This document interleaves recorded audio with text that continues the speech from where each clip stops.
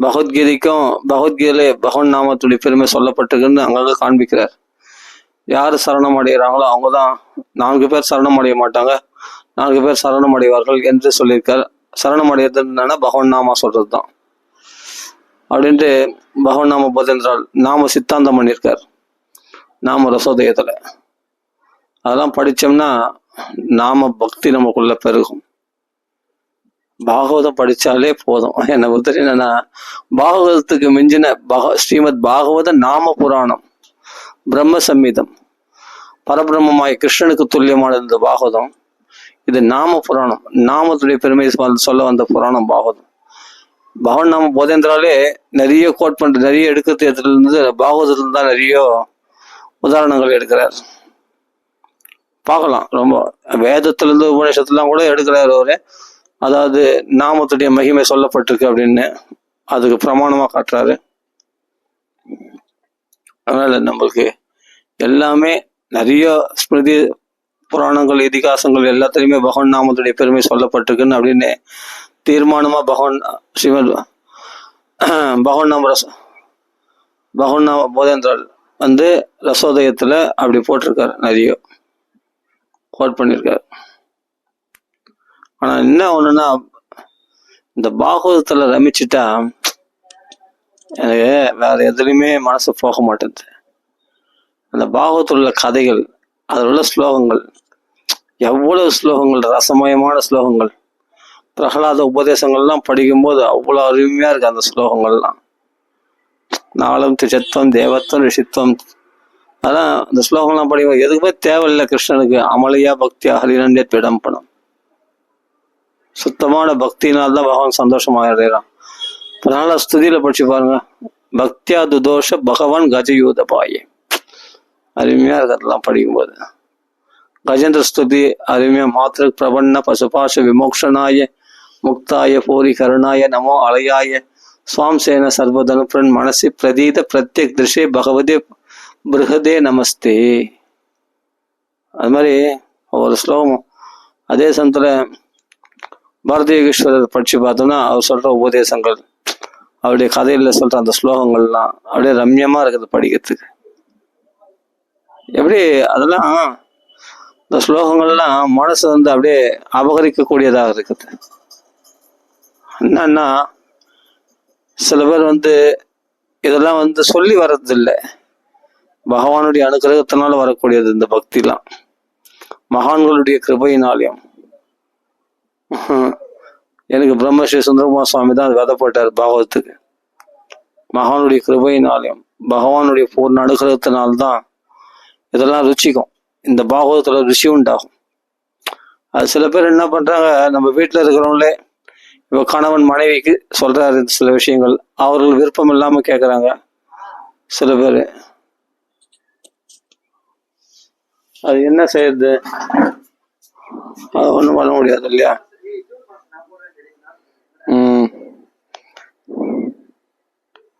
அதாவது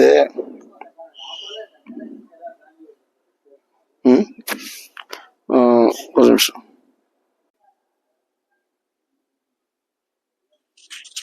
அதாவது அது சில பேர் என்னன்னா தங்களுடைய வீட்டுல இருக்கிறவங்களுக்கு பக்தி உண்டாக்க முடியல. இப்போ கணவன் மனைவிக்கு பக்தி சொல்றாரு, ஆனா அவங்களுக்கு விருப்பம் இல்லை, ஒரே வீட்டுல இருக்காங்க. சில பேர் திணிக்க பாக்குறாங்க, பக்தி திணிக்க முடியாது. நீங்க என்னதான் சொன்னாலும் எடுத்துக்க மாட்டாங்க சில பேர். நம்மளுக்கு ருச்சி வந்திருக்கலாம், நம்மளுக்கு ரொம்ப பிடிச்சிருக்கலாம் ஒரு விஷயம், அதை மற்றவங்களுக்கு சொல்லணும்னா அவங்களுக்கு ருச்சி வேணும், அவங்களுக்கு அந்த ஆர்வம் இல்லைன்னும் போது நீ என்னதான் சொன்னாலும் அவங்க நீங்க என்னதான் அது ரொம்ப வசதி அப்படி இப்படின்னு நீங்க அதை என்னதான் நீங்க டெக்கரேட் பண்ணி சொன்னா கூட அவங்களுக்கு புரிஞ்சிக்க முடியாது. அந்த பாவமே வேற. அவங்களுக்கு பக்தர்கள்லாம் ஏதாவது ஒன்று நாம சங்கீர்த்தனம் பண்ணிட்டு இருப்பாங்க, இல்லை பாகவத பாராயணம் பண்ணிட்டு இருப்பாங்க, இது போல் பகவத் குணங்களை அனுபவிச்சுட்டு இருப்பாங்க. இது பக்தருடைய வாழ்க்கை. ஆனால் லோக விஷயத்துல இருக்கிறவங்க வேற விஷயத்துல அவங்க ரமிக்கிறவங்கன்னும் போது அந்த விஷயத்துல ருசி இருக்கும்போது இந்த ருசியை நீ புகுத்த முடியாது, திணிக்க முடியாது. அதனால நம்ம யாரையும் மாற்ற வேண்டாம். யாரையும் மாற்ற நம்ம பிரயத்தனம் பண்றதால நம்ம பக்தி போயிடும். ரொம்ப ஜாக்கிரதையா இருக்கணும். அதெல்லாம் மற்றவங்களை திருத்துறேன், மற்றவங்களுக்கு பக்தி புகழ்த்துறேன், மற்றவங்களுக்கு பக்தி பிரச்சாரம் பண்றேன், அதெல்லாம் வேண்டவே வேண்டாம். அது பகவானை பத்தி பேசுனா அவங்க கேட்குற மாதிரி இருந்தா சொல்லலாம். இல்லை அவங்க விருப்பம் இல்லாதவங்களை இழுத்து பிடிச்சி, நம்ம உறவினர் தன்னுடைய மனைவின்றதுனால சில கணவன்மார்கள் சொல்லலாம்.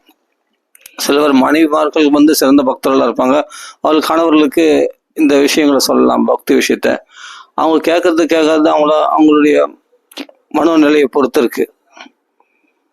சில பேர் பிள்ளைகளுக்கு பக்தி சொல்லுவாங்க, பிள்ளைகள் கேட்க மாட்டாங்க.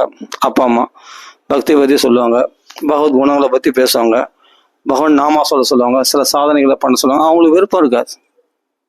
விருப்பம் இல்லாதவங்களை நீ என்ன பண்ணி என்ன போடுச்சு, அவங்களுக்காக நம்ம பிரார்த்தனை பண்ணிக்கலாம், அவ்வளோதானே தவிர யாரையுமே நம்ம நிர்பந்தப்படுத்த முடியாது. பக்திலாம் தன்னாலே வரணும். அப்ப என்ன பண்றதுன்னா, நீ அனுஷ்டானம் பண்ணு, நீ பக்தியில தீவிரமா ஈடுபட, ஆட்டோமேட்டிக்கா மற்றவங்க நம்ம வீட்டில் இருக்கிறவங்க தன்னாலே வருவாங்க பக்திக்கு. ஆனால் இந்த பக்தியெல்லாம் புகுத்த முடியாது. இதெல்லாம் இந்த சந்தோஷத்தை அவர்களுக்கு அனுபவிக்க தெரியலன்னு சொல்லலாம். அதனால அது போக போக அவங்க புரிஞ்சுப்பாங்க. அந்த பக்தியில நீங்க சுகத்தை அனுபவிக்கும் போதே உங்களை பார்த்து தான் அவங்க மாறணும். நாம் மாற்றணும்னு நினைச்சோன்னா அதில் போராடி நிறைய பேர் தோத்து போனவங்க தான் நிறைய பேர். கடைசியில் என்னன்னா இவங்க பக்தியும் போயிடும். அப்போ மற்றவங்களுக்காக நம்ம பக்தி பண்ற மாதிரி ஆயிடும். அப்படிலாம் வேண்டாம். நம்ம ஆத்ம திருப்திக்காக பக்தி பண்ணா போதும். யாரையும் மாற்றணும்னு அவசியம் இல்லை. புரியுதுங்களா? நம்மளே ஒன்றும் மாறின பாடு கிடையாது. நம்மளே ஒன்றும் தீவிர பக்தியில் ஈடுபடவில்லை. ஏதோ கொஞ்சம் பக்தி பகவான் கொடுத்துருக்கான். அந்த கொஞ்சம் நெஞ்ச பக்தியும் இழந்துடணுமா?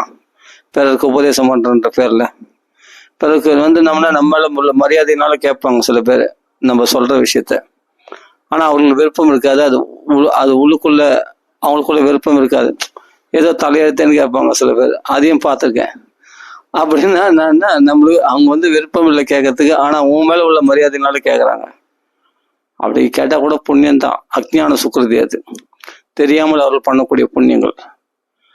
ஆனா அப்புறமா அவங்க சரி எப்படியா தட்டி கழிக்க தான் பார்ப்பாங்க. அப்படியேப்பட்ட ஆட்களுக்கெல்லாம் சொல்லக்கூடாது, சொல்ல வேண்டாம்.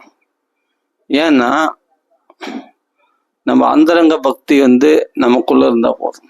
இப்போ பொது மேடையில சொல்லலாம். இப்போ நான் பொதுவாக யூடியூப்ல இப்போ சொல்றேன்னா, இது பதிவு சொல்றேன்னா சொல்லலாம், பொதுவில் சொல்லலாம்.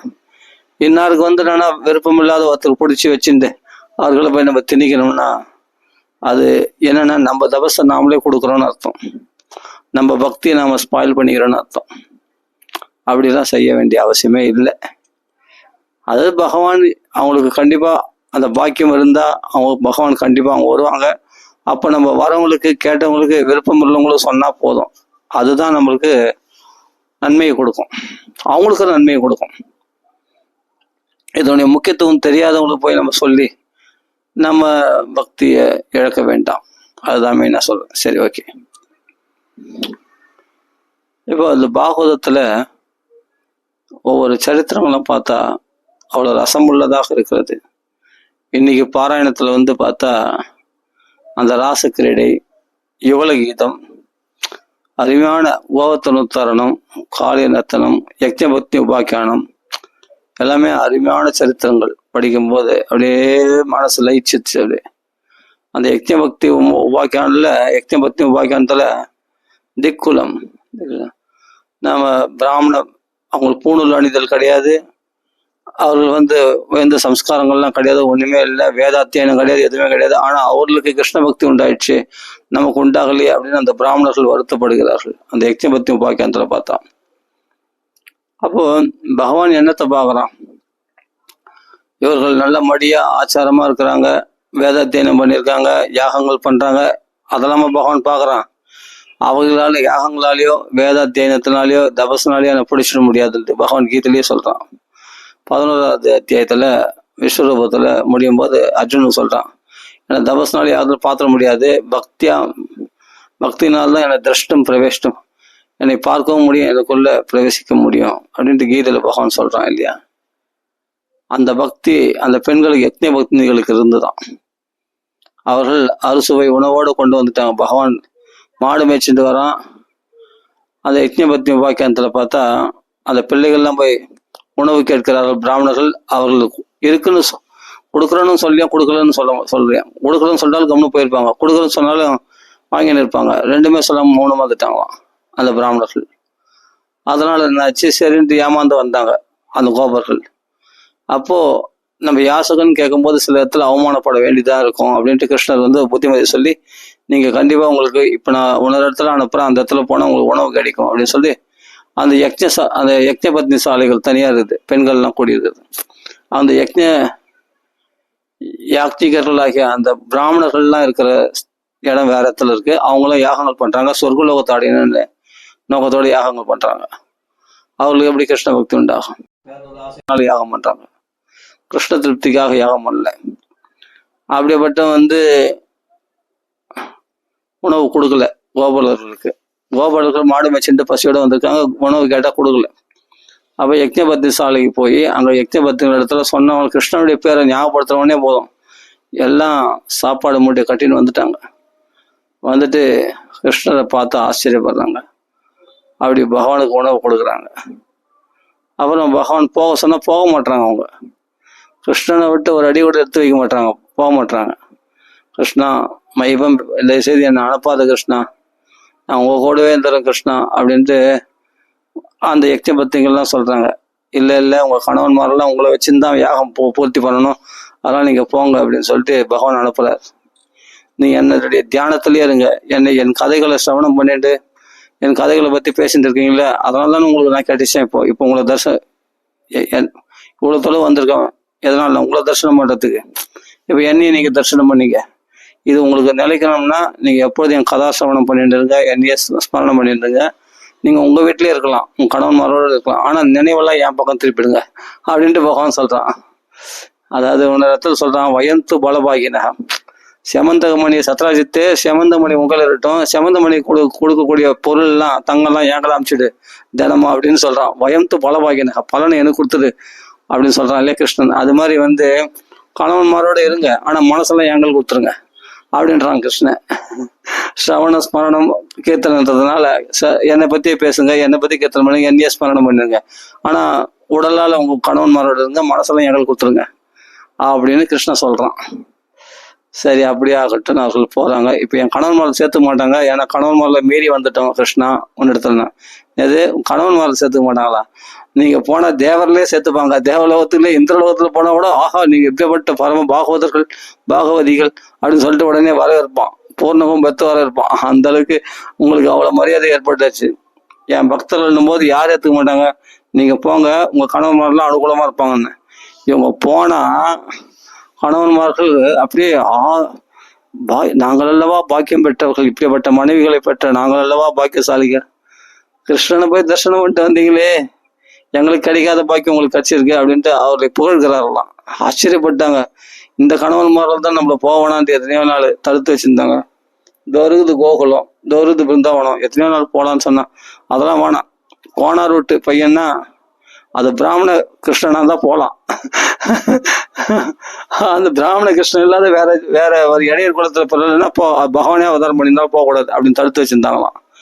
கடைசியில் இது அண்ணா சொல்லுவார், சிக்ஷா அண்ணா சொல்லுவார், பிராமண கிருஷ்ணனா தான் போகலாம், அது இடைக்குல கிருஷ்ணனா போகக்கூடாது அப்படின்னு தடுத்து வச்சிருந்தாங்களாம் ரொம்ப நாளா. இப்ப நேர்ல வந்த உடனே பகவானே யாசகம் கேட்டு கூட அவர்கள் மறுத்து விட்டார்கள். அது பிறகு அவர்களே உணர்ந்தார்கள், இந்த பெண்கள்லாம் பார்த்தா இந்த பெண்களுக்கு இருக்கிற பக்தி, இவர்களை கணவனாக அடைந்த நாமல் அல்லவா பாக்கியசாலிகள் அப்படின்னு அந்த யக்ஞபக்திகளை அந்த பெண்கள் அவருடைய மனைவிகளை புகழ்கிறார்களாம். இவங்களுக்கு பூணூல் கிடையாது, கடி சுத்திரம் கிடையாது, வேதாத்தியனம் கிடையாது, ஓணம் கிடையாது, எதுவுமே இல்லை, சம்ஸ்காரம் கிடையாது. ஆனா பார்த்தா இவர்களுக்கு அப்படி ஒரு கிருஷ்ண பக்தி உண்டாயிருக்கு அப்படின்னு ஆச்சரியப்படுறாங்க. இந்த கதையெல்லாம் படிக்கும்போது மனசு எங்கேயோ போயிடுது. அந்த பிருந்தாவனத்துக்கே பிருந்தாவனமே என் மனமே அப்படின்ற மாதிரி மனசே அங்க பிருந்தாவனத்துக்கு போயிடுது. அப்ப பகவான் கலைச்சு பகவானுக்கு போய் சாப்பாடு கிடைக்காதா, லக்ஷ்மி மலால போய் உணவு கிடைக்காதா? எதுக்காகனா அந்த யக்ஞ பத்னிகளை அனுகிரகம் பண்றதுக்குன்னே அவ்வளவு தொழுவு தேடி வந்தாலாம் பகவான் பசியோட. அவர்களுடைய பக்தி, அந்த பக்தர்கள் கொடுக்குற உணவு சாப்பிடணும்னு ஆசையோட பகவான் வந்திருக்கான் பாருங்க. அந்த பெண்கள் கொடுக்கறதோடைய உணவை புசித்தான் பகவான். அவருடைய கோபர்களோடு சேர்ந்து பகவான் சாப்பிட்டான் பாருங்க கிருஷ்ணன். இதாங்க கிருஷ்ண பக்தின்றது. இந்த கதையை பேசும்போதே நம்ம மனசு அப்படியே எங்கேயோ போகுது. அப்போ நாமளும் எங்கேயோ ஒரு மூலையில எங்கேயோ இருப்போம் இல்லையா? நம்ம கோடிக்கணக்கான பிறவிகள் பிறந்திருப்போம். அப்போ அந்த யுகத்திலையும் அந்த துவாபர யுகத்திலையும் அன்னைக்கு கிருஷ்ணனோட இருந்திருப்போமோ வேற எங்கேயாவது இருந்திருப்போம். ஆனா அந்த உலகத்துல நாம ஏதோ ஒரு பிராணியா, மனுஷனோ இல்ல மிருகமாவோ பட்சியாவோ இருந்திருப்போம் இல்லையா? அது கோபர்லாம் இருந்திருந்தா நல்லா சந்தோஷமா இருந்திருக்கும் அப்படின்னு ஆசையா இருக்கு. இதெல்லாம் கேட்கும்போது நம்மளும் அங்க ஒரு கோபர்லாம் இருந்திருப்போமா அப்படின்னு ஒரு ஆசையா இருக்கு இந்த கதையை பேசும்போது. ஏன்னா இது பாகவதம் படிக்கும்போது அந்த அனுபவம் வந்துடும். யாரையும் பகச்சு வேணாங்க, எல்லாரும் நம்மளுக்கு ஒண்ணுதான். எல்லா கோயிலுக்கு போகலாம், எல்லாத்துக்கும் போகலாம். ஆனா பாகவதம் மட்டும் அந்தரங்கமா வச்சுக்கணும். இதுல இருந்துக்கினே நீ எதை வேணா போய்க்கும். எந்த ஸ்தாபனத்துக்கு வேணா போங்க, இஸ்கானுக்கு போங்க, வேற ஸ்தாபனம், யாரும் நம்மளுக்கு பகையாளிகள் எல்லாரும் பாகவதர்கள் தான். எல்லாரும் நம்மளுக்கு வேணும். யாரும் வேண்டாதவங்க யாருமே கிடையாது. அப்படி இருக்கும்போது எல்லாரையும் சந்தோஷப்படுத்து, நாமளும் சந்தோஷமா இருப்போமே. அதனால ஏகாந்த லாபம். அப்படி ஏகாந்தமா அழகா உட்காந்து பாகவதம் படிச்சோம்னா அந்த ஸ்லோவா படிக்கும்போது கிடைக்கிற சௌக்கியம் இருக்குது பாருங்க, அடேங்கப்பா, அது வேற லெவல். அது அப்படி ஒரு சரித்திரம் படிச்சா கூட நச்சுன்னு இருக்கு பாருங்க. அப்பா என்ன திக்குலம் அது என்ன ஸ்லோகம், அது மனப்பாடமா இல்லை, ஆனா படிக்கும் போது சுவையா இருக்குது. அந்த ஸ்லோகம்லாம் நினைச்சா சுவையா இருக்குது. மனப்பாடமா இல்லையே தவிர ஆனா படிக்கும் போது சுவையா இருக்குது.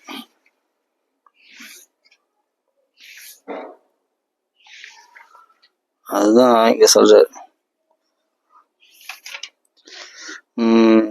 பார்த்துடலாம்.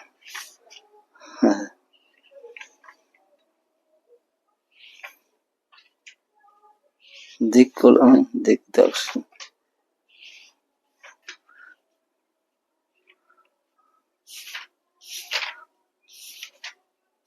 அது அருமையான சரித்திரம். அது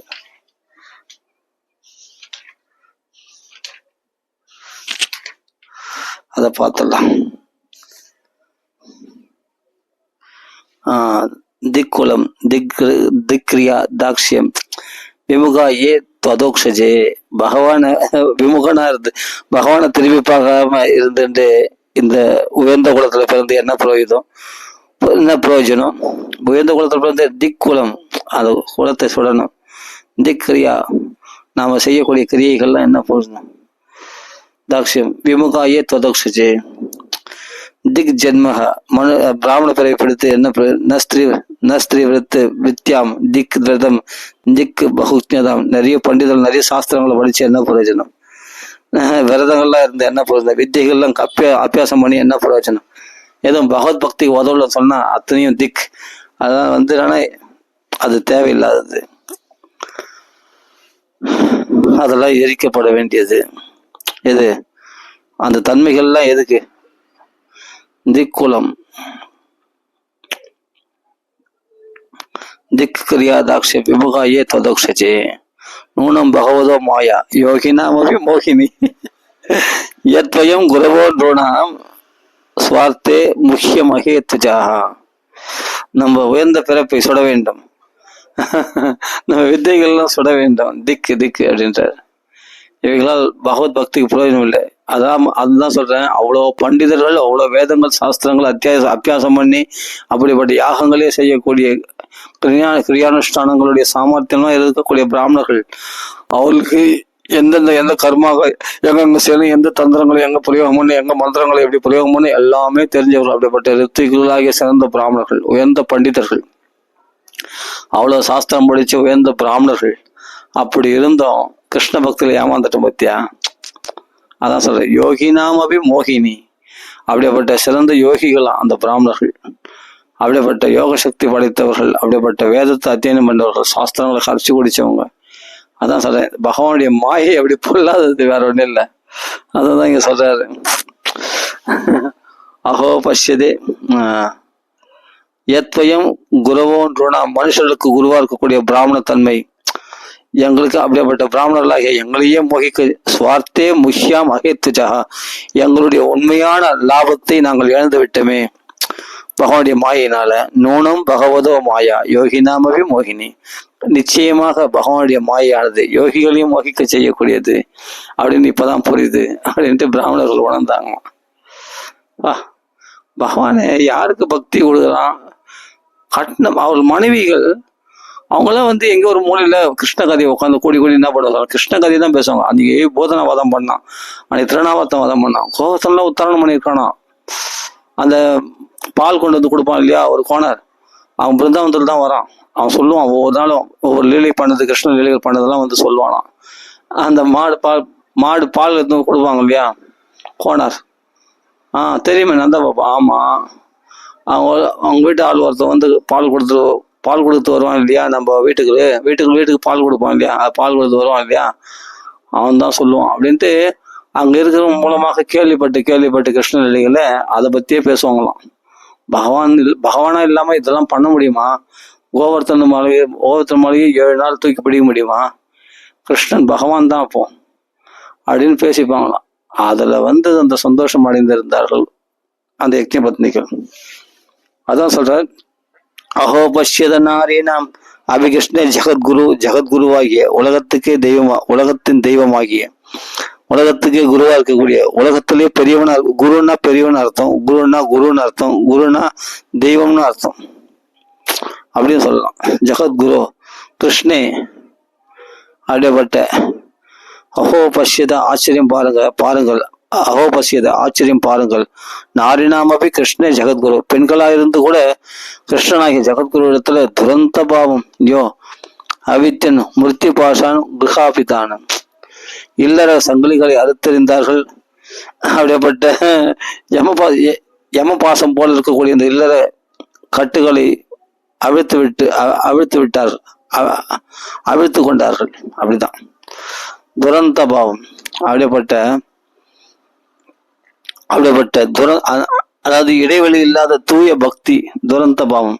அப்படி எல்லையற்ற பக்தி அடைந்தார்களே யாரு?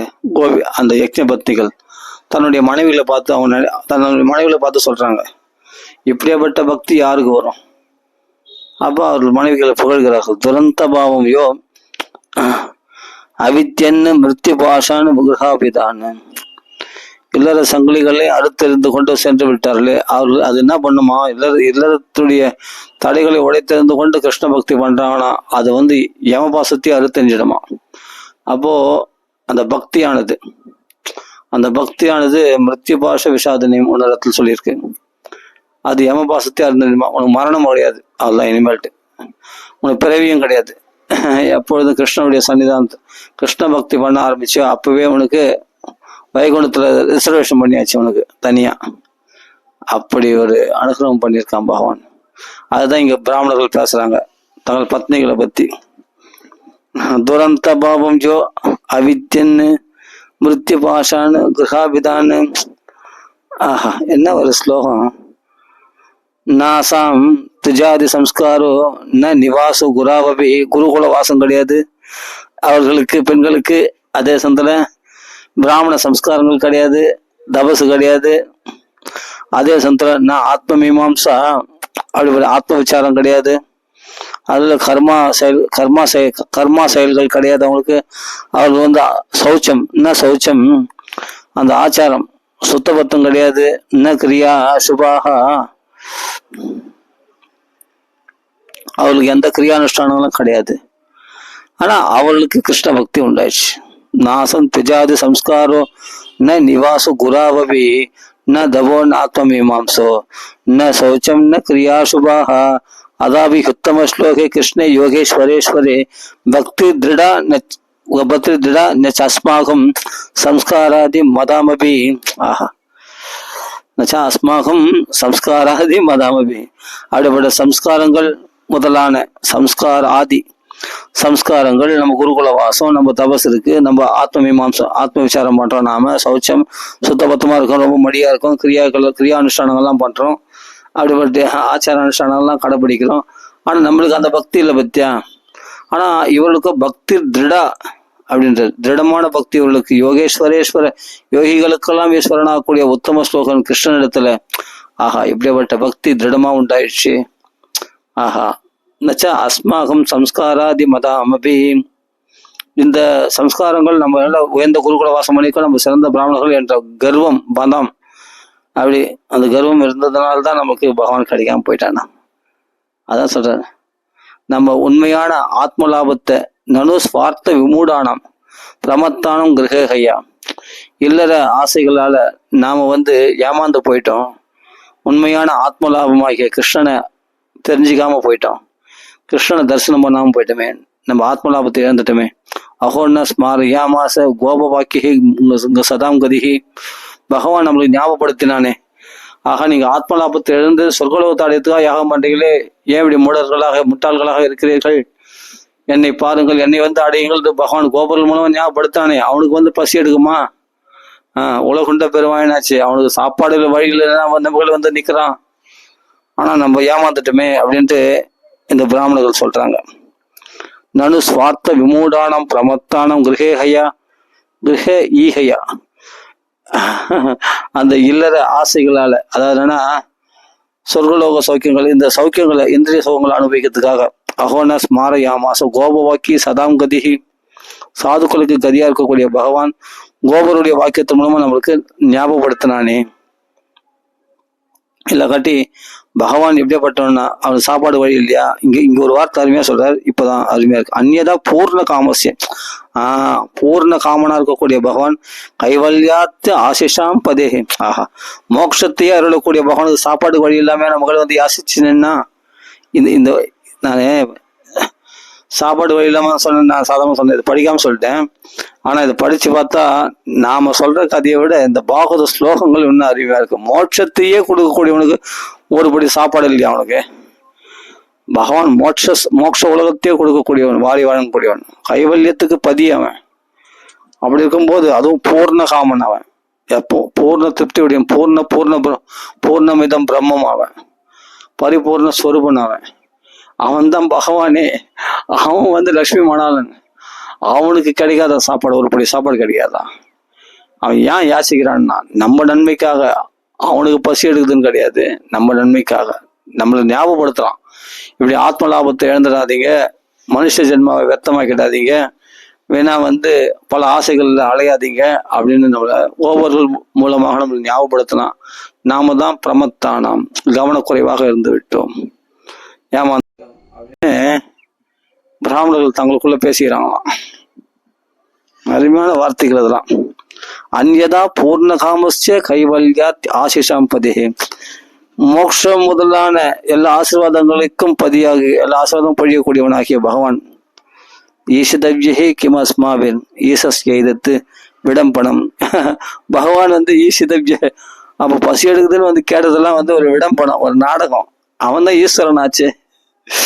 ஈஷிதவ்யே கிம் அஸ்மாபிர் ஈசஸ் எய்தத்து விடம்பனம். இது ஒரு நாடகம் பத்தியா? ஆஹா, இன்னும் எவ்வளோ விஷயம். ஹித்வான்யாடு பஜதே எம் ஸ்ரீ பாதஸ்பர்ஷாசையா சகுருத்து. எந்த பகவானுடைய திருவடியை விடமாட்டேன்னு பிடிச்சுன்னு இருக்காளோ மகாலட்சுமியானவள், மற்ற ஆசைகள்லாம் திறந்துட்டு தன்னை வழிபடுவர்கள் பஜதே எம் ஸ்ரீ. மகாலட்சுமி தன்னை வழிபடுவர்களை கூட கவனிக்காம பகவான் பாதத்தை பிடிச்சுன்னு தொங்கிட்டு இருக்காளோ, பகவத் பாத சேவையிலேயே திருடமா பற்றி கொண்டிருக்கிறாளோ, அர்த்தப்பட்ட ஆத்மதோஷ அபவர்க்கேன யாத்யான்சா ஜனமோகினி. அப்போ ஆத்மாவிலேயே பூர்ண திருப்தி அடையக்கூடியவனாகிய ஆத்மதோஷ அபவர்க்கேன அவருடைய மோட்சஸ்வரூபியாகிய பகவான், ஆத்மாராமன் இருக்கக்கூடிய பகவான் அவன் யாசித்தது என்பது நம்மளை மக்களை மோகிக்க செய்வதற்காக என்று புரிஞ்சுக்கணுமா. இன்னும் ஒவ்வொரு ஸ்லோகம் அப்படியே படிக்கிறேன், நான் அர்த்தம் கூட படிக்கல, அப்படியே வெறும் ஸ்லோகம் தான் படிக்கிறேன். அது நல்லா புரியுது பாருங்க. பகவான் ஆத்மாராமனா இருக்கக்கூடிய அவன் யாசிச்சது நம்மளை மோகிக்க செய்வதற்காக. அவன் போய் யாசிக்கிறதுக்கு என்ன இருக்கு? இந்த ஸ்லோகம்லாம் படிக்கும்போது அமிர்தமா இருக்கு பாருங்க. பாகவதம்னா பாகவத அமிர்தம் தான். ஒரு வார்த்தையும் அப்படியே மனசுல பதியுது பாருங்க, அப்படியே சூப்பரா. யோகினாமபி மோகினி, யோகிகளையே மோகிக்க செய்யக்கூடியது பகவானுடைய மாயை. கண்டிப்பா நூனம் நிச்சயமாக அது எப்படியாப்பட்டவனே தாக்கிடும். நூனம் பகவதோ மாயா யோகினாவே மோகினி. நல்ல யோகிகளை தான் போய் முதல் மாயை பகவானுடைய மாயை போய் தாகமா. நான் விஷயம் தெரிஞ்சவன், என்ன மாதிரி யார் யோகம் பண்றவன், என்ன மாதிரி யார் பண்டிதன், என்ன மாதிரி சாஸ்திரங்களை படிச்சு கரைச்சு குடிச்சவன் யார், என்ன மாதிரி பிராமண ஆச்சாரத்தை கடைப்பிடிக்கிறவன் யார், என்ன மாதிரி மடியா இருக்கிறவன் யார், என்ன மாதிரி குருகுல வாசம் பண்ணி சகல கல்விகளையும் கற்றிருந்தவன் யார், என்ன மாதிரி கிரியானுஷ்டானங்களை பண்ணக்கூடியவன் யார் அப்படின்ற ஒரு கர்வம் இருக்கு பத்தியா. என்ன மாதிரி உயர்ந்த குளத்துல பிறந்தவன் யார், அதுதான் பகவான். அங்கதான் ஒரு அடி கொடுப்பான் பகவான். அவர்ல டக்குன்னு எங்க கவனமோ அங்க கவுத்துருவான். இத்தனையும் பாருங்க, பகவான் அவங்களுக்கு முக்கியத்துவம் கொடுக்காமல முதல் பிராமணர்களுக்கு தான் முக்கியத்துவம் கொடுத்தான். அவரிடத்துல தான் போய் பகவான் தன்னுடைய கோபுரங்களை விட்டு யாசிக்க செய்தான். ஆனா அவர்கள் அதை பயன்படுத்திக்கல. ஆனா அவரிடத்துல கிருஷ்ணன் வந்திருக்கான், பலராம வந்திருக்க ஞாபகப்படுத்துற உடனே அவர்கள் அப்படியே அறுசுவை உணவு அப்படியே எல்லாம் டிஃபன் பாக்ஸ்ல போட்டு வந்துடுறாங்க. யாரு யக்ஞ பத்னிகள்லாம். அதான் பகவானுடைய அருமையான அந்த பக்தி பிடிச்சி இழுகுது. அவருடைய பக்தி தானே இவ்வளவு தொலைவு வர வச்சுக்குது. ரொம்ப தொலைவு மாடு வச்சுன்னு வந்துட்டாங்கன்னா அது அவர் அந்த யக்ஞ பக்தியுடைய பக்தி இழுத்துன்னு வந்துதான். அப்படி ஒரு பக்தி இருக்கணும். அதான் அந்த யக்ஞ பக்திகள்லாம் சொல்றாங்க, எங்களை வீட்டுக்கு போன்னு சொல்லாத கிருஷ்ணா, மைவம் விபோ அர்ஹதி பவான் கரிதம் ரிசம்சம் சத்தியம் குருஷ்ப நிகமம் தவபாத மூலம். நீ என்ன சொன்ன, என்னை நம்பினவர்களை கைவிட மாட்டேன் அப்படின்னு சொன்ன இல்லையா, அதை சத்தியமாக்கு. நீ சாஸ்திரங்களை சொல்லியிருக்க இல்லையா, என்னை நம்பினவர்கள் என்னை அண்டினவர்கள் நான் கைவிட மாட்டேன், அதனால உன்னுடைய பாத மூலத்தை விட்டு நாங்கள் விலக மாட்டோம். நிகமம் தவபாத மூலம், அப்படி உன்னு திருவடிகளை சரணமடைந்த எங்களை கைவிடக்கூடாது கிருஷ்ணா அப்படின்னா. மைவம் விபோ அர்ஹதி பவான் கரிதம் ரிசம்சம் சத்தியம் குருஷ்ப நிகமம் தவபாத மூலம். வேதத்துல சொன்ன உன்னுடைய வாக்கியத்தை சத்தியமாகும். நம்பினார் கெடுவதில்லை, 4 முறை தீர்ப்பு. அப்படி நான் வேதத்தினுடைய நோக்கம் பகவானை நம்பினவர் கைவிட மாட்டான். அதான் சாஸ்திரங்களை சொல்லியிருக்கு. அதை செய். பிராப்தா பயம் துளசிதாமத் பதாவசிஷ்டம் கேசை நிவோடம் அதிலங்கிய சமஸ்தபந்துன்னு. அப்படிப்பட்ட எல்லா பந்துக்களையும் திறந்து வந்துட்டோம். அந்த துளசி சேவிக்கின்ற உன்னுடைய திருவடிகளை நாங்கள் சரணம் அடைஞ்சிட்டோம். அதனால நான் வீட்டுக்கு போனா கூட எங்களை சேர்த்துக்க மாட்டேன். கிருஷ்ணன் தினோன பதையா பிதரோ சுதாவா. என் பிள்ளைகள் சேர்த்துக்க மாட்டாங்க, என் கணவன்மார்கள் சேர்த்துக்க மாட்டாங்க, எங்கள் அப்பா அம்மா கூட சேர்த்துக்க மாட்டாங்க, சகோதரர்களும் சேர்த்துக்க மாட்டாங்க, மற்ற பந்துக்களும் சேர்த்துக்க மாட்டாங்க, எங்களுடைய சுகத்துக்களும் எங்களுக்கு சேர்த்துக்க மாட்டாங்க.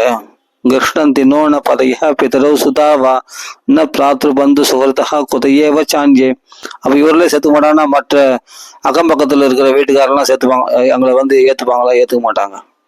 எங்க உறவினர்களே எங்களை சேர்த்துக்க மாட்டாங்க. என் கணவன்மார்களும் எங்க அப்பா அம்மாவும் எங்களுடைய பிள்ளைகளும் எங்களுடைய சகோதரர்களும் எங்க பந்துக்களும் இன்னும் யாரெல்லாம் உறவினர்களும் அவங்களே சேர்த்துக்க மாட்டான் போது குதையேவ சாஞ்சியே, மற்றவர்கள் எங்க ஏத்துக்க போறாங்க? அப்ப நாங்க போய் எங்க தங்குறது? அதனால நாங்கள் கதி இல்லாமல் வந்திருக்கோம், நீங்க தான் எனக்கு அடைக்கலம் கொடுக்கணும்ட்டு அந்த யக்ஞ பத்திரிலாம் கேட்குறாங்க. தஸ்மாத் பவத் பிரபதையும் பதிமாத்மனாம் நோ நாஞ்சத் பவேத் கதிர் அறிந்தம தத் விதேகி. எங்களுக்கு வேற கதி இல்லை, நீங்க தான் எனக்கு கதியா இருக்கணும் அப்படின்னு கேட்குறாங்க. ஆனா பகவான் சொல்றார், பதையோ நாப்ச சுயேரன் பித்ரு பிராத்ரு சுதாதய லோகாஸ்ச யோ மயோ பேதா தேவா அன்பதே. தேவர்களே உங்களை அனுமதிப்பாங்க அப்படின்னும் போது பித்ரு பிரார்த்தனை உங்களை அனுமதிக்க மாட்டாங்களா? கண்டிப்பா உங்க கணவன்லாம் அனுமதிக்க மாட்டாங்க. உங்க கணவன்லாம் ஏத்துக்க மாட்டாங்களா? தாராளமா ஏத்துக்குவாங்க. நீ போயிட்டு வாங்க. நீங்க என் கூட இருக்கிறதுனால, என் அங்க சங்கத்தினால உங்களுக்கு பிரியம் உண்டாகாது.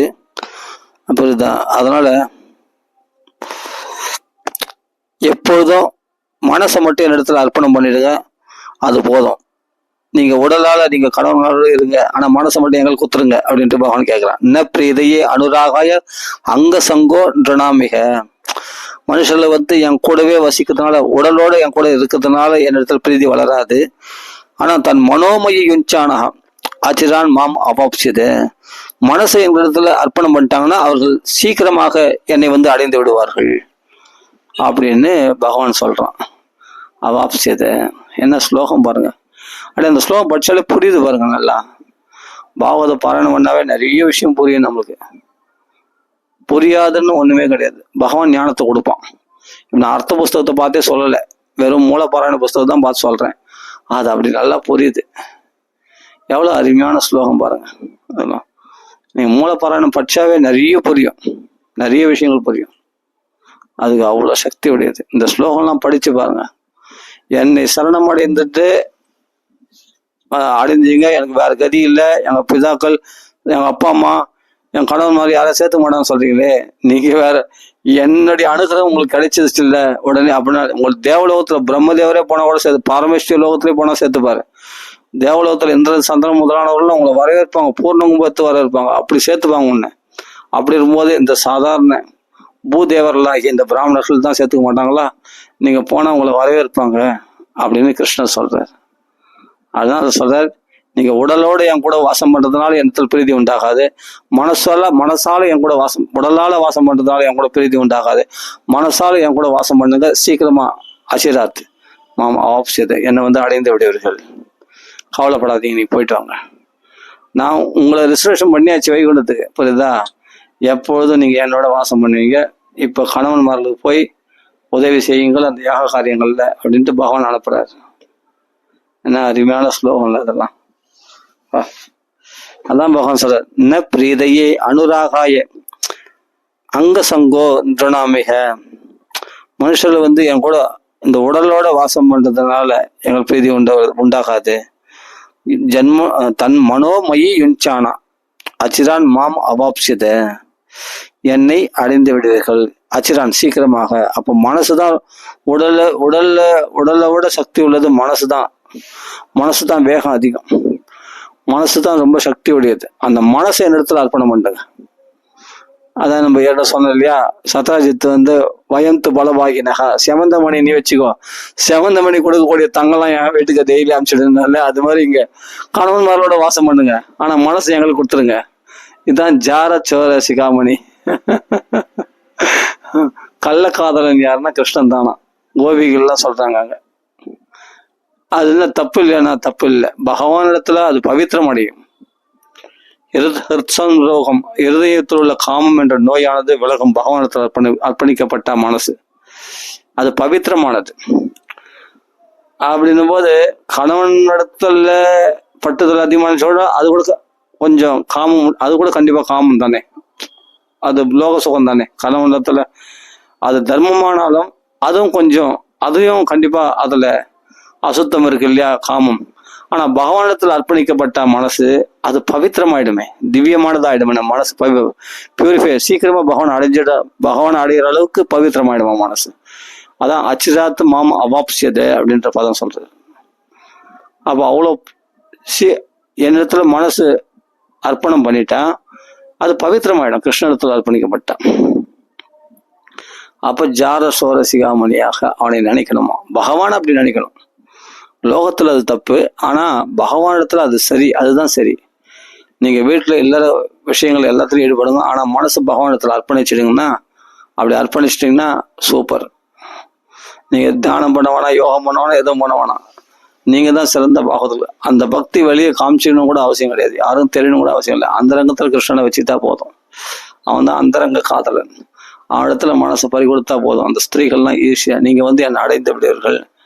என் உடலோட என் அங்க சங்கத்துல இது போல இருக்கலாம். இப்போ கோயிலே வாசம் பண்ணலாம், கோயிலே இருக்கலாம், பக்கத்துல சிலை இருக்கலாம், இதெல்லாம். ஆனா மனசுல நினைக்கிறேன்னு சொன்னா, வீட்டுல படங்கள் இருக்குதான், கிருஷ்ணர் படம் இருக்கலாம், எல்லாம் கிருஷ்ண சிலைகள் எல்லாம் இருக்குது. எல்லாம் இருந்து கூட நம்ம அது கண்டுக்காம போறோம் வரோம், ஆனா கண்டுக்காம இருக்கோம் அப்படின்னா, அது உடலால வாசம் பண்றதுனால வந்துடாது, மனசால நினைக்கணும்.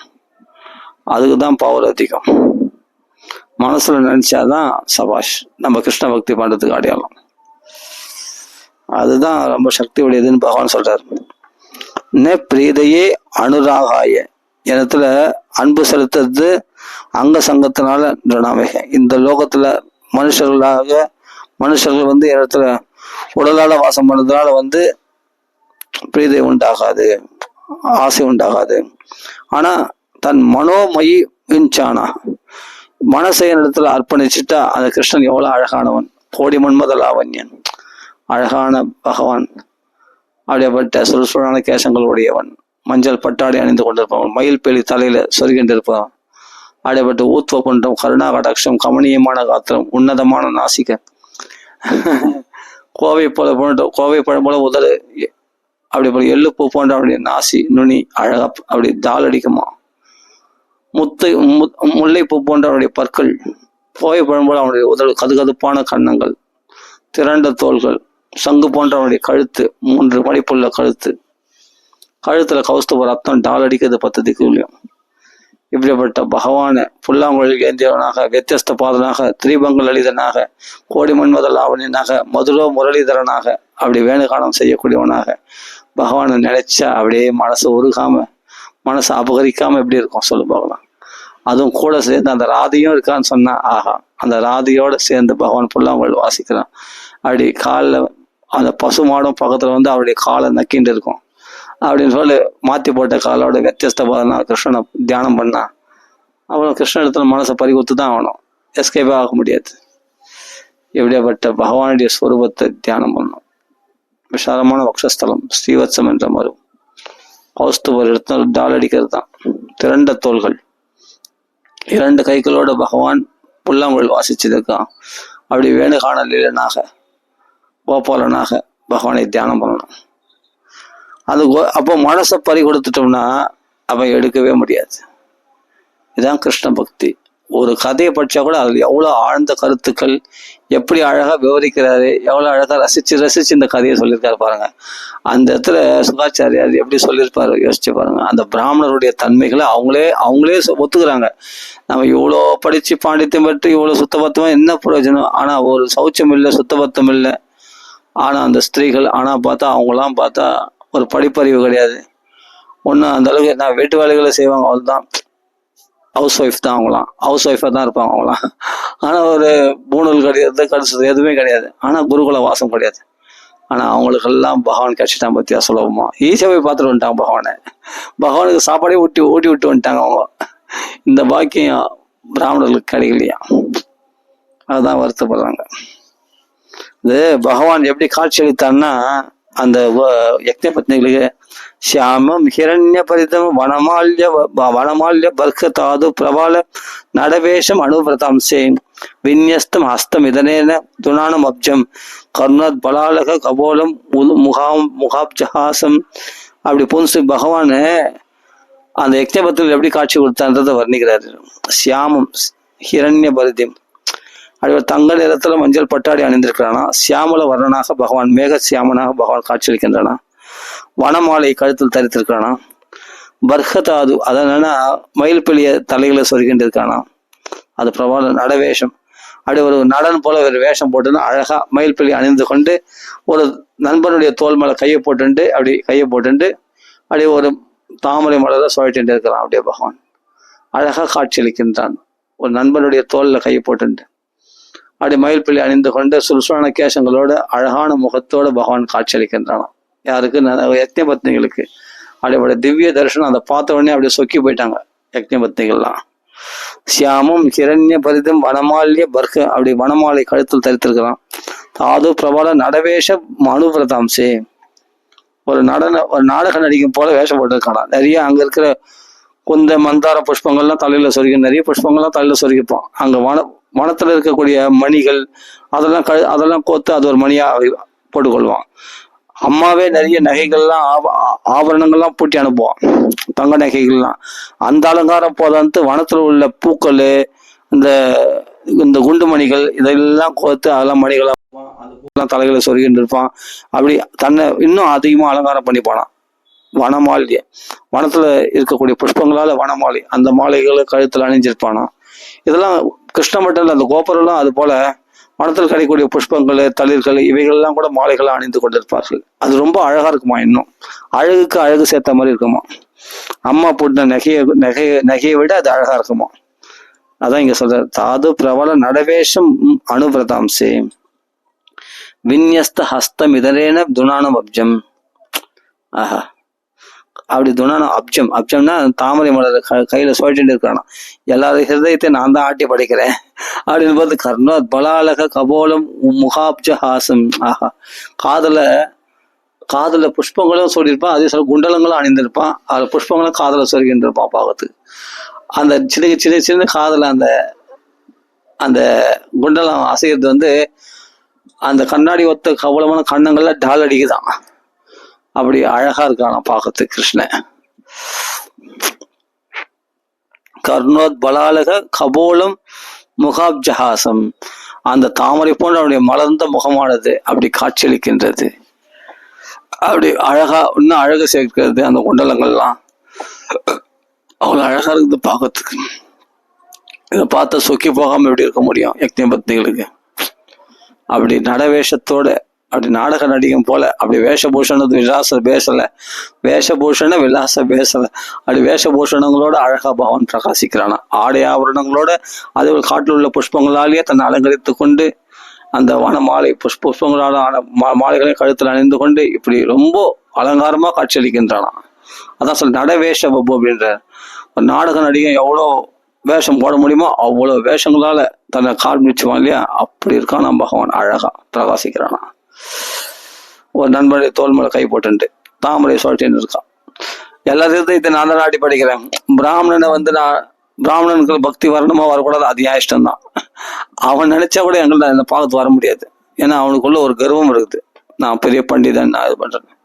ஆனா அப்ப அந்த ஹிருதயம் அந்த தாமரையை சொல்றது என்னோட ஹிருதயத்தை நான் தான் ஆட்டி படைக்கிறேன்றது காண்பிக்கிறார். அப்போ உங்களை வர வச்சது நான் தான் அப்படின்ட்டு, உங்க ஹிருதயத்தை அபகரிச்சது நான் தான் அப்படின்ட்டு அந்த பெண்களுக்கு அது சூச்சகமா பகவான் காண்பிக்கிறார். துர்நானம் அப்ஜம்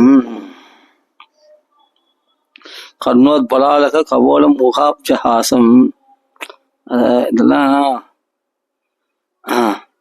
பிராய ஸ்ருதி பிரிய தமோ தய கர்ணபூரேர் யஸ்மின் நிமக்ன மனசஸ்தம் அதாக்ஷி நிரந்தரஹி அந்த பிரவேசத்திடம் பரிரப்ய தாபம் பிராக்தியம் யதாபி மதையோ பிஜகுர் நரேந்திர.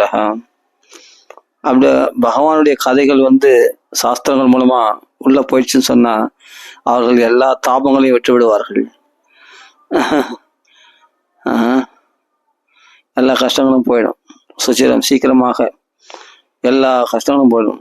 பகவானிடத்துல மனச கர்ணபூரை காதல பகவானுடைய கதைகளை கேட்டாங்கன்னா, சாஸ்திரங்களை சொல்லக்கூடிய பகவானுடைய பெருமைகளை கேட்டாங்கன்னா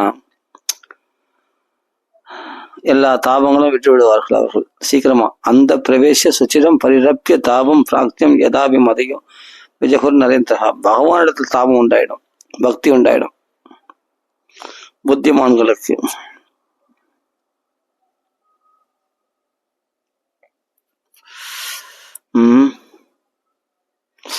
அதே சமயத்துல கர்வம்லாம் கூட விட்டு போயிடும்.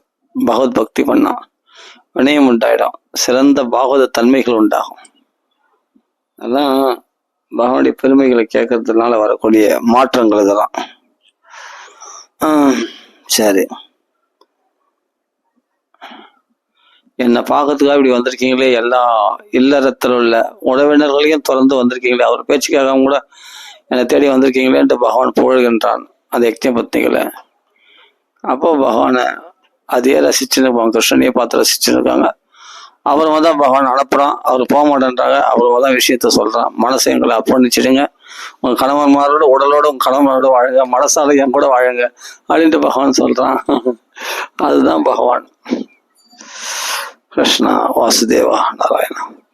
இந்த ஒரு லீலையில எவ்வளவு உயர்ந்த கருத்துக்கள்லாம் இருக்கு, எவ்வளவு விஷயங்கள் இருக்கு, எப்படிப்பட்ட பக்தி சொல்லிட்டு இருக்கு பாருங்க.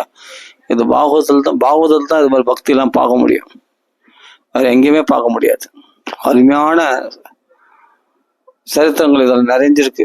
ஒரு சரித்திரம் படிச்சா கூட அதில் பக்தி நமக்குள்ள பிச்சுட்டு வரும், அப்படி இருக்கும். படிக்கும்போது இதுக்கு அர்த்தமே வேணாங்க, இந்த ஸ்லோகமா படிச்சாவே தப்பா அர்த்தம் நம்ம பண்ண மாட்டோம் கண்டிப்பா. பகவான் தப்பா இருந்தா பெரிய ஒன்றும் கொலை குற்றம் கிடையாது.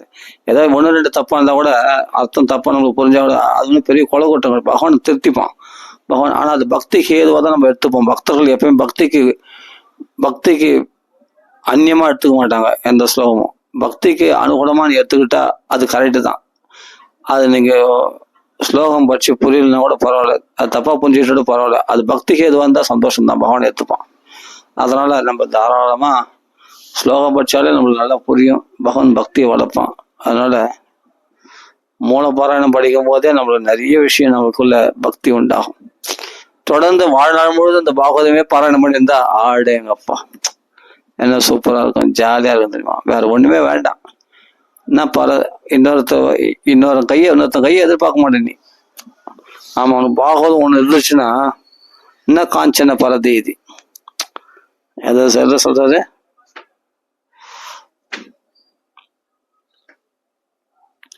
பஞ்சமஸ்கந்தத்தை சொல்றாரு.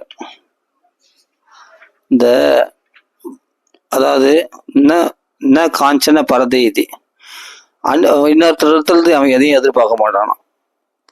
ஏன்னா ஆத்மன ஆசாஸ் நந்தந்தி சர்வா ஏ வாசிஷ ஆத்மன ஆசாஸ்து என்ன காஞ்சன பரதீதி. அவன் ஆத்மாவுடைய சந்தோஷத்திலேயே பரிபூர்ணமா இருக்கிறான் இல்லையா, அவன் பிறரிடத்துல எதையும் எதிர்பார்க்க மாட்டான். அப்படி யாரையும் நம்பி வாழணும்னு அவசியம் இல்லை, அவனுக்கு யாரையும் எதிர்பார்த்து வாழணும் அவசியம் இல்லை. அவன் பாகவதம் ஒண்ணு இருந்துச்சுன்னா போதும், அவன் ரமிச்சுட்டே இருப்பான்.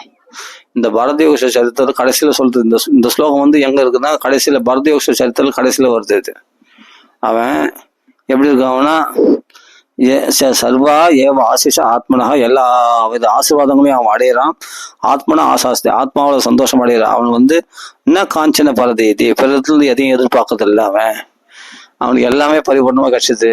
இங்க சொல்ற இல்லையா கிருஷ்ணர் இடத்துல பூர்ண காமஸ்ய அப்படின்னு ஒரு பதம் இருக்கு. எல்லா ஆசைகளையும் பூர்ணமா நிறைவேறணும் எப்படி ஒரு திருப்தியா இருப்பானோ. காமம்னா ஆசைகள், எல்லா ஆசைகளும் ஒருத்தனுக்கு பூர்ணமா நிறைவேறணும். எந்த திருப்தி அடைவானோ அந்த திருப்தியில இருப்பியான். இந்த பாகவதம் படிச்சா எல்லா ஆசைகளும் நிறைவேறின ஒரு திருப்தி இருக்குது. இனிமேல் எனக்கு எந்த ஆசைகள் நான் அடைய வேண்டியது ஒண்ணுமே இல்லை, அடைய வேண்டியது எல்லாம் அடைஞ்ச ஒரு சந்தோஷம் எப்படி இருக்கும், ஃபுல்ஃபில்லா இருக்கும் இல்லையா, அந்த நிலையை சித்திச்சிட்டோமா. அது பாகவதம் பாராயணம் பண்ணவங்களுக்கு தான் தெரியும். அந்த நிலையை சித்திச்சிடும். சுகாச்சாரிய மாதிரி ஆயிடுவோம் நம்ம ஆத்மாராமர் இல்லாத.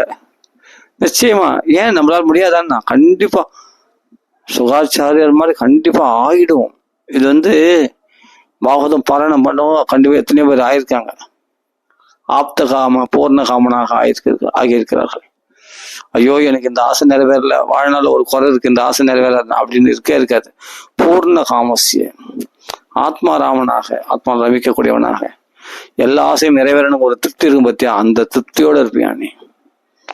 பிறத்துல எதையும் எதிர்பார்ப்பான். நான் காஞ்சன பரதீதி, பிற இடத்துல எதையும் எதிர்பார்க்க மாட்டேன். பரதீதி எதனால நான் பரதேஸ்வரர் சரித்திரம் படிக்கும் போது கட்சியில் சொல்லப்பட்டிருக்கு. என்ன பரதீதி, பரதேஸ்வரர் சரித்திரம் படிச்சா என்ன பரதீதி, பிற இடத்துல நம்ம எதையும் எதிர்பார்க்க மாட்டோம். அந்த அளவுக்கு திருப்தியை கொடுக்கக்கூடியது ஒவ்வொரு சரித்திரங்களும் பாகவதத்துல. அம்பரீஷம் சரித்திரம் படிச்சா அப்படியே ஒரு ஃபுல்ஃபில்லா இருக்கும், மனசு ரம்யமா இருக்கும், சூப்பரா இருக்கும். அந்த கதை பூர்த்தி ஆகும்போது அப்படி ஒரு திருப்தி கிடைக்கும் பாருங்க, அப்படி ஒரு திருப்தி கிடைக்கும். அந்த அம்பரீஷ சரித்திரம் முடியும் போது பார்த்தா ஒரு திருப்தியா இருக்கும் ஒரு கதை. அந்த கதை படிச்சு முடியும் போது சூப்பரான கதை பார்த்து, அருமையான கதை பார்த்து. துர்வாசர் போனாரு, அங்க வைகுண்ட வாசி பகவான் அப்படி பக்தர்கள் அப்படி புகழறாரு. ஒரு உபன்யாசமே நடத்திட்டாரு. எத்தனை ஸ்லோகங்கள்ல பக்தர்கள் புகழறாரு. அகம் பக்த பராதீனன்னு ஆரம்பிச்சு எவ்வளவு ஸ்லோகங்கள் சொல்றாரு. சஸ்திரியா சத்பதிரியதா, அப்படிப்பட்ட பதிவிரதைகள் போல அந்த பக்தர்கள் என்னை வழிபடுகிறார்கள் அப்படின்னு சொல்றாரு. அவனும் பார்த்து துர்வாசருக்கும் உபதேசம் பண்றாரு. தபசு வித்தியெல்லாம் சேசுக்கு மோட்சத்துக்கு சாதனங்கள் தான், ஆனா வினயமற்றவங்களுக்கு அது எதிரடியான பலனை கொடுத்துடும். அது அவங்களுக்கே ஆபத்தா முடியும் அப்படின்னு உங்களுக்கு தெரியல, அது தெரிஞ்சுங்க. அதனால உங்களுக்கு சமாதானம் வேணும்னா அம்பரீஷன் காலில் போய் விழுங்க அப்படின்னு சொல்றாரு இல்லையா. அவ உடனே காலை பற்றி கொள்கிறார். சுதர்சன ஸ்தோத்திரம் வருது, அருமையா இருக்கு. அதெல்லாம் படிக்கும்போது சுதர்சன ஸ்தோத்திரமே அருமையா இருக்கும். நீதான் வாயு, நீதான் அக்னி, நீதான் சூரியன், நீதான் காலம், எல்லாமே நீதான் அப்படின்ட்டு, நீதான் பகவான் அப்படின்ட்டு அந்த சுதர்சனத்தை ஸ்தோத்திரம் பண்றாரு அம்பரீஷன். அது அப்படியே அருமையா இருக்கும். அந்த ஸ்லோகம் படிக்கும் போதே அவனுக்கு நல்லா புரியும். அடேங்கப்பா திருப்தியா இருக்கும் சுதர்சன ஸ்தோத்திரம் படிக்கும் போது. அப்பா நாங்க பிராமணர்ல தெய்வமா வணங்குறதா இருந்தா எங்க குலமானது இந்த பிராமணர் சுதர்சன அக்னி தாபத்திலிருந்து விடுபடணும் அப்படின்ட்டு பிரார்த்தித்துக் கொள்கிறார் அம்பரீஷன். உடனே சுதர்சன சாந்தி அடையுது. அப்பதான் அஹோ அனந்ததாசானாம், என்ன அருமையான ஸ்லோகம். அனந்ததாசருடைய பெருமையை நான் அபகாரம் பண்ண இடத்துல கூட நீ உபகாரம் பண்றிய அப்படின்ட்டு ஆச்சரியமா சொல்றார் துர்வாச மகரிஷி. சும்மா ஏதோ உங்களோட அப்படியே நம்ம இந்த பாகவதத்தை கொஞ்சம் அப்படியே ஞாபகம் வந்த வரைக்கும் அனுபவிக்கலாம்னு நினைச்சேன். அதான் உங்களோட அனுபவிச்சேன். இப்ப கதை நான் முழுசா சொல்லல, யக்ஞபக்தி வாக்கியம் முழுசா சொல்ல, அது உள்ள சில விஷயங்கள் அந்த பக்தி சோயை அனுபவிக்கணுக்காக அப்படி உங்களோட ஷேர் பண்ணிக்கிறேன், அவ்வளவுதான். உண்மையிலே இதெல்லாம் பாக்கியம். இதெல்லாம் பகவத் ஸ்மரணம் இருக்கே அவ்வளவு லேஸ்ல வந்துடாது. உலக ஸ்மரணம் இருக்கே அது பிரயத்தனம் இல்லாம வரும், உலக ஸ்மரணங்கள்லாம். ஆனா பகவத் ஸ்மரணம் இருக்கே அவ்வளவு லேஸ்ல வந்துடாது. கிருஷ்ணனா அணுகிறோம் என்னைக்கு பண்றாங்கன்னா அன்னைக்கு தான் நம்ம கிருஷ்ணனை பத்தி பேசுவோம். நம்ம அப்பா அப்போதான் நம்மளுக்கு ஞானோதயம் வரும். திடீர்னு இல்லை மகாளுடைய அனுக்கிரகத்தினாலேயோ மகாளுடைய கடாட்சத்தினாலேயோ சத்சங்கத்தினாலே தான் கண்டிப்பா நம்ம கிருஷ்ண கதையை பத்தி பேசுவோம். ஆனால் இல்லைன்னா உலகம் இந்த மாயானது, அதான் சொல்றேன், யோகி நாம மோகினி, யோகிகளையே மோகிக்க கிருஷ்ண பக்தி வரவிடாதபடி தடுத்து விடக்கூடியது. நம்மளாம் எந்த மூலிகை, அதனால நம்ம ஜாக்கிரதையா இருக்கணும். அதாவது உங்களோட ஷேர் பண்ணிட்டேன். அதெல்லாம் ஸ்லோகங்கள்லாம் படிக்கணும். பாகவத்துல எல்லாம் படிச்சு மனப்பாடம் பண்ணிக்கணும் அப்படின்னு ஆசைப்படக்கூடாது. 18 ஸ்லோகம் மனப்பாடம் ஆகுமா? முடியாது. அங்க அந்த டேஸ்ட், அந்த சாரங்க இவ சார புக்கு அப்படிப்பட்ட அதனுடைய புஷ்பத்தில் உள்ள தேனை மாத்திரம் அப்படி அந்த தேனி எப்படி எடுக்கிறதோ அது மாதிரி சுவையுள்ள கட்டங்கள் மட்டும் படிச்சாவே நம்ம பக்தி அப்படி பெருக்கெடுத்துன்னு ஓடும், பிச்சுட்டு வரும் கிருஷ்ண பக்தி. அதை மட்டும் நம்ம அனுபவிச்சாலே போதும், சுகமா இருக்கும். கிடைக்காத நிச்சயம் வேணாம், கிடைச்சதுல திருப்தி அடிச்சா போதும். நமக்கு என்ன புரியுதோ அதை படிச்சா போதும், மற்றதெல்லாம் தன்னாலே புரியும் ஆட்டோமேட்டிக்கா. பக்கத்து ஸ்லோகம்லாம் நம்மளுக்கு பிடிச்ச புரிஞ்ச ஸ்லோகத்தை படிச்சோம், புரியாத ஸ்லோகம்லாம் அப்படியே படிக்க ஒன்றுனா புரிய ஆரம்பிச்சிடும், ரொம்ப சுவையா இருக்கும். அதெல்லாம் பாக்கியம் வேணும். மந்த பாக்கியாக இருக்கிறவங்களால் படிக்க முடியாது. கலியினால் பாதிக்கப்பட்டவர்கள் மந்த பாக்கியர்களாக இருக்கிறார்கள், அவர்களால் அனுபவிக்க முடியல. இல்லாட்டி உபத்திருத்தாக நோய்கள், கலினுடைய கொடுமையினால் பல உபத்திரவங்களை அனுபவிக்கிறார்கள் உடலால மனசால, அவர்களாலையும் கிருஷ்ண பக்தி வர முடியாது. ஏன்னா கலியினால் பாதிக்கப்பட்டார்கள். ஆனா பாக்கியத்தை கொடுத்து வான்சனோட வரமாட்டாங்களே, பாகவத்துக்கு என்ன பண்றது, பாகவத்துக்கு கேட்க மாட்டாங்களே. இதுதான் இப்போ அவ்வளவு சந்தோஷமா இருக்கு தெரியுமா? என்னவோ தெரியல, இந்த பாகவதம் படிக்கும் போது ஒரு திருப்தியா இருக்குது, மனசு சந்தோஷமா இருக்கு, நிம்மதியா இருக்கு. திருப்பி அந்த பாகவதமே படிக்கலாம் போல ஆசையா இருக்கு. மூலப்பாராயணம் இன்னைக்கு ஓரளவுக்கு படிச்சிருக்கோம். இன்னும் ருக்மணி கல்யாணம் படிக்கணும், படிச்சு அதுவும் அப்ளை பண்ணிட்டேன். ருக்மணி கல்யாணம் வரையும் படிக்க வந்திருக்கு. ஒரு பார்ட்டு தான் இப்போ போட்டிருக்கோம், ஒரு பார்ட் தான் இப்போ அப்லோட் பண்ணியிருக்கோம் மூலப்பாராயணத்துல. ஒண்ணுமே வேணாங்க, இந்த மூலப்பாராயணம் பாராயணம் பண்ணி இருந்தாவே போதுங்க, வேற ஒண்ணுமே தேவையில்லை. நாம நிறைய ராமநாமா சொல்றது, மூலப்பாராயணம் பண்றது, அவ்வளவுதான். பெரிய சாதனை ஒண்ணும் இல்லை. இதுதான் பண்ணிட்டு இருக்கேன், இதுவே பண்ணா போதும். எதுவும் பெருசா ஆசைப்பட்டு நான் அப்படி இருக்கணும் இப்படி ஆகணும், நான் பெரிய ஆளா என்ன அது வேணும் இது வேணும்னா ஆசைப்பட்டோம்னா இருக்கிற பக்தி நாம ஓட்ட விட்டுருவோம். அதெல்லாம் எதுவும் ஆசைப்பட வேண்டாம். கிடைச்சதுல திருப்தி, இது கிடைச்சதே சரியா அனுபவிக்க மாட்டோம். நம்மள இந்த பாகவத புஸ்தகம் கிடைச்சது, இதுல நம்ம என்ன தெரியும், நம்ம என்ன அனுபவிச்சிருக்கோம், இந்த ஸ்லோகமா பதமா ருசிச்சிருக்கோமா, ருசிச்சு பாருங்க, அப்பதான் தெரியும். இன்னும் காஞ்சன பரதீதி, அப்பதான் வெளி விஷயத்த நம்ம ஆசைப்பட மாட்டோம். இன்னும் காஞ்சன பரதீதி, வெளி விஷயங்கள்ல ஆசைப்பட மாட்டோம். சரி, யார் இடத்துல எதையும் எதிர்பார்க்க மாட்டோம். அந்த பாகவதம் நம்மள ஃபுல்ஃபில் பண்ணிடும், பூர்ண திருப்தி கொடுத்துரும். உங்களா இந்த திருப்தியை நம்ம உறவினர்களால் கூட கொடுக்க முடியாது. ஆமா, நம்ம பிள்ளைகளால் கிடைக்காது, கணவனுக்கு மனைவியால் கிடைக்காது, மனைவிக்கு கணவனால் கிடைக்காது, அப்பா அம்மாவால் கூட இந்த சௌக்கியத்தை கொடுத்துட முடியாது, இந்த பாகவதம் கொடுக்குற சௌக்கியத்தை. இதெல்லாம் ஏகாந்த லாபம். அருமியா அசேஷ சங்க்லேஷ சமம் விதத்தை குணானுவாத சிரவணம் முராதே, மிச்சமில்லாம எல்லா கிளேசங்களையும் போக்கி விடக்கூடியது. அசேஷ சங்கிலேஷ சமம் விதத்தை குணானுவாத சிரவணம் முராதே, அந்த பகவானுடைய குணங்களை அனுவாதம் பண்ணி இது போல பேசணும்னு சொன்னா திருப்தியா இருக்கும். குண அனுவாதே சிரவணம் முராரே, அந்த முரன் என்ற அசுரனை வதம் செய்த அந்த முராரியுடைய கதைகளை சிரவணம் பண்ணிட்டே இருந்தால் போதும், சுகமா இருக்கும். நான் பேசிகிட்டே இருப்பேன் எவ்வளவு நேரம் வேணாலும். பகவானை பத்தி பேசணும்னா இன்னும் நிறைய விஷயங்கள் பேசலாம். ஏதோ கொஞ்சம் அனுபவிக்கிறேன்னு ஆசையா இருந்தது, அதனால உங்களோட ஷேர் பண்ணிட்டேன். ராம ராம ராம ராம ராம ராம ராம. இன்னும் இது போல முத்தான ஸ்லோகங்கள் நிறைய இருக்கு. அவ்வளோ ரசமான ஸ்லோகங்கள் பாகவத்துல தொட்டடத்துல தான் இருக்கு. சும்மா இது ஒரு ஸ்மாரியா மாசம் ஞாபகப்படுத்துறதுக்காக இதை சொன்ன, அவ்வளவுதான். சரி, ராம ராம ராம ராம ராம ராம ராம.